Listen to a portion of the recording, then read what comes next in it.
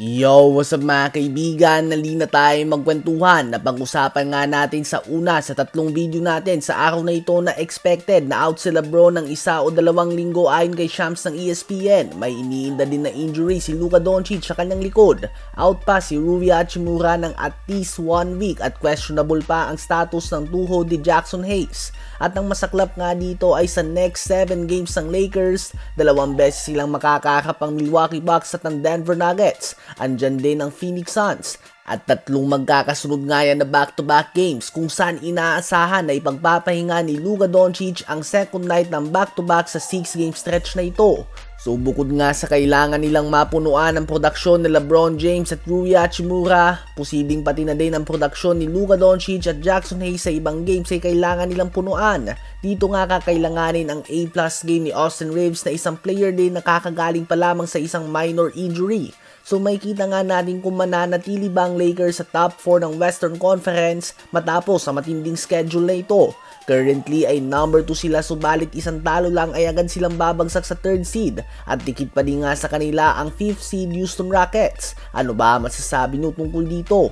Habang pinalasap naman ng Phoenix Suns sa baldadong lineup ng Dallas Mavericks ang ikalimang sunod na talo nito sa score na 125-116, 24.6 assists si Devin Booker, 21 points, 9 rebounds and 8 assists si Kevin Durant, 19.6 assists si Bradley Beal, 17 points si Grayson Allen at 14 points, 9 rebounds si Nick Richards. Sa Mavs naman ay 34 points, 10 rebounds si Najee Marshall at 26 points, 5 rebounds and 4 assists si Klay Thompson. Sa ngayon ay hawak pa din nga ng Mavs ang 10th seed sa record na 32 wins and 33 losses, habang 11th seed pa din ang Phoenix Suns sa record na 30 wins and 34 losses. Dahil sa mga injury na meron ng Dallas Mavericks sa ngayon ay posibleng it's just a matter of time bago sila mapalabas sa top 10 at mapalitan ng Phoenix Suns. Gumawa naman ng buzzer beater na game winner si Kawhi Leonard sa overtime win ng Los Angeles Clippers kontra sa Sacramento Kings sa score na 111-110. 29 points, 11 rebounds, 9 assists din si James Harden,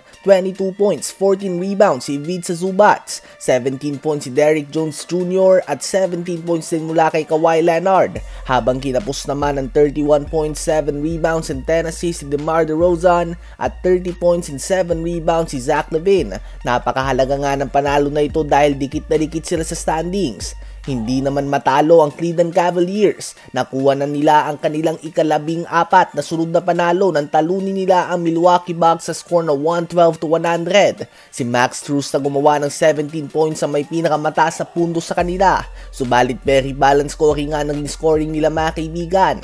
Habang sa Bucks naman ay 30 points and 9 rebounds din si Giannis at 22 points si Damian Lillard. Mananatili na hawak ng Cavs ang best record sa buong NBA na 54 wins and 10 losses.